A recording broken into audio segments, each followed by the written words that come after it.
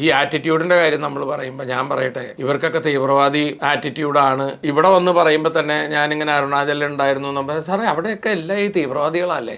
ഇവൻ ചോദിക്കുന്നത് ഈ ആറ്റിറ്റ്യൂഡ് മാത്രം വെച്ച് പറയുകയാണെങ്കിൽ കേരളത്തിൽ കണ്ട പോലെ തീവ്രവാദികൾ ഞാൻ പുറത്ത് കണ്ടിട്ടില്ല. കാരണം മനസ്സിൽ പ്രത്യേകിച്ചൊരു ഇതൊന്നും ഇല്ലാതെ മറ്റുള്ളവരെങ്ങനെ കുറ്റം പറഞ്ഞ് ഇതൊക്കെ സ്ഥലം കണ്ടു കഴിഞ്ഞാൽ എന്തോരം നല്ല പിള്ളേരാണെന്നറിയോ. ഞാൻ പറഞ്ഞില്ലേ, അയൽവാസികളെ ഒരു വെള്ളപ്പൊക്കം എന്തെങ്കിലും ഉണ്ടെങ്കിൽ ഓടി വരണം. അവരൊരിക്കലും തല്ലുകൂടില്ല, ഒരിക്കലും ബോർഡർ ഡിസ്പ്യൂട്ടിൽ. അവർ തമ്മിൽ എന്തെങ്കിലുമൊക്കെ ചെറിയ ചെറിയ പ്രശ്നങ്ങളൊക്കെ ഉണ്ടാവും. നമുക്കിവിടെ വെള്ളപ്പൊക്കം 2018 വന്നു, അത് ശരിയാണ്. അതിനു മുമ്പ് ഒരു ഭൂകമ്പം നമുക്ക് ഉണ്ടായിട്ടില്ല, ഒരു യുദ്ധം ബോർഡർ ഇല്ലാത്തത് കൊണ്ട് നമുക്ക് സംഭവിച്ചിട്ടില്ല. അപ്പൊ അങ്ങനെയൊക്കെ ആയതുകൊണ്ട് അതിനെക്കുറിച്ചൊന്നുള്ള ധാരണയില്ലാത്തത് കൊണ്ടാണോ പട്ടാളത്തിന്റെ റാങ്കിനെ കുറിച്ചും എനിക്ക് തോന്നുന്നു ഇതിനെക്കുറിച്ചൊന്നും വലിയ ധാരണയൊന്നും വേണ്ട കാര്യമില്ല. ഇതൊരു ആറ്റിറ്റ്യൂഡ് മാറ്റിയെടുത്തു കഴിഞ്ഞാൽ, പ്രത്യേകിച്ച് ഗവൺമെന്റ് സർവീസിലും വില്ലേജ് ഓഫീസ് പോലെയുള്ള സ്ഥലങ്ങളിലൊക്കെ ഇരിക്കുമ്പോൾ ഒരു പട്ടാളക്കാരനാണ്, വിമുക്ത പഠനമാണ് അവിടെ വരുമ്പോൾ എന്ന് പറഞ്ഞാൽ അവന് വേണ്ടി നിങ്ങൾ ഇല്ലാത്ത കാര്യങ്ങൾ ചെയ്തു കൊടുക്കുകയൊന്നും വേണ്ട. ആ ഒരു പ്രയോറിറ്റി. ഇപ്പൊ ഒരു എക്സാമ്പിൾ പറയുകയാണെങ്കിൽ, നോർത്ത് ഇന്ത്യയിൽ ട്രെയിൻ ടിക്കറ്റ് വാങ്ങാൻ ഒരു വരിയിൽ യൂണിഫോമിൽ നിൽക്കുന്ന ആളോ അല്ലെങ്കിൽ കാണുമ്പോൾ ഒരു പട്ടാളക്കാരെന്ന് തോന്നുന്ന ആളോ ഉള്ളപ്പോൾ പിന്നിലുള്ള എല്ലാവരും വന്ന് ചോദിക്കും, സാറ് മിലിറ്ററിയിലാണോ, എവിടേക്കാ പോണേ, സാർ അതിൽ നിന്ന് ടിക്കറ്റ് വാങ്ങിച്ചോളൂ. കേരളത്തിൽ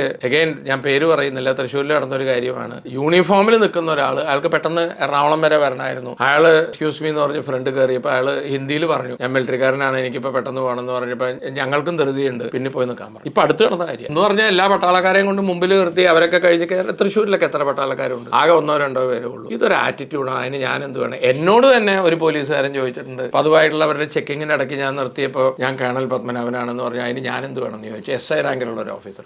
സാറേ എന്നാലും സാറൊന്നും വിളിക്കണ്ട, എന്നാലും നമ്മുടെ റൊട്ടീൻ ചെക്കപ്പിന്റെ ഭാഗമായിട്ട് നിർത്തിയതാണ്, സാറിന്റെ പേപ്പർ ഒന്ന് കാണട്ടെ എന്ന് പറഞ്ഞു കഴിഞ്ഞാൽ കാര്യം കഴിഞ്ഞേനെ. അതിന് ഞാൻ എന്ത് വേണം? നിങ്ങൾ കേണലാണെങ്കിൽ എനിക്ക് തേങ്ങയുടെ മൂടാന്ന് പറയുന്നതിന്റെ തുല്യമാണ്. ഇത് പ്രാവശ്യം മാത്രമേ ഞാൻ ജീവിതത്തിൽ കേട്ടുള്ളൂ എന്ന് പറഞ്ഞ് കേരളത്തിലെ എല്ലാ പോലീസുകാരും അങ്ങനെയൊന്നും അല്ല കേട്ടോ. താഴെ തട്ടിൽ നടക്കുന്ന കാര്യങ്ങൾ പറയുവാണ്. എന്നോട് കേണൽ പറഞ്ഞിട്ട് ഇതാണ് കഥയെങ്കിൽ സാധാരണ ശിപ്പായിയോ നായക്കോ ഹവിൽദാറോ പോകുമ്പോൾ എന്തായിരിക്കും അവർക്ക് അവിടെ കേൾക്കേണ്ടി വരുന്നത് എനിക്കറിയില്ല. കേരളത്തിൽ തന്നെ ഇപ്പൊ നമ്മൾ അടുത്ത് കേട്ടു, സർവീസിലിരിക്കുന്ന പട്ടാളക്കാർ വരുമ്പോൾ പോലീസ് സ്റ്റേഷനിൽ ചെല്ലുമ്പോൾ പോലീസ് അടിച്ചു അല്ലെങ്കിൽ ക്രൂരമായിട്ട് മർദ്ദിച്ചു എന്നുള്ള കഥകൾ. ഞാൻ അതിന്റെ ഡീറ്റെയിൽസിലേക്ക് പോകുന്നില്ല. ഒരു ആറ്റിറ്റ്യൂഡിനൽ ചേഞ്ച് വരേണ്ട കാര്യമുണ്ട്. കാരണം ഇതാണ് കേരളത്തിൽ നിന്നും പുറത്തു പോയി പട്ടാളത്തിൽ ജോലി ചെയ്യുന്നവന്റെ ഒരു മുതൽക്കൂട്ടെന്ന് പറയുന്നത് നിങ്ങളുടെയൊക്കെ ഒരു സ്നേഹവും ആ കിട്ടുന്ന ബഹുമാനവും അതൊക്കെയാണ്. അതിൽ നിങ്ങൾ വെള്ളം ചേർത്ത് കഴിഞ്ഞാൽ അവൻ അവിടെ അവന്റെ ഡ്യൂട്ടിയിൽ വെള്ളം ചേർത്താൽ അതിന്റെ പരിണിത ഫലം നിങ്ങൾക്ക് തന്നെയായിരിക്കും. അപ്പൊ അവന്റെ മനോവീര്യം കെടുത്തുന്ന യാതൊരു പ്രവൃത്തിയും ഒരാളുടെ കയ്യിൽ നിന്നും ഉണ്ടാവരുത് എന്ന് എൻ്റെ ഒരു വിനീതമായിട്ടുള്ള ഒരു അഭ്യർത്ഥനയായിട്ട് നിങ്ങൾ കൂട്ടിയാൽ മതി.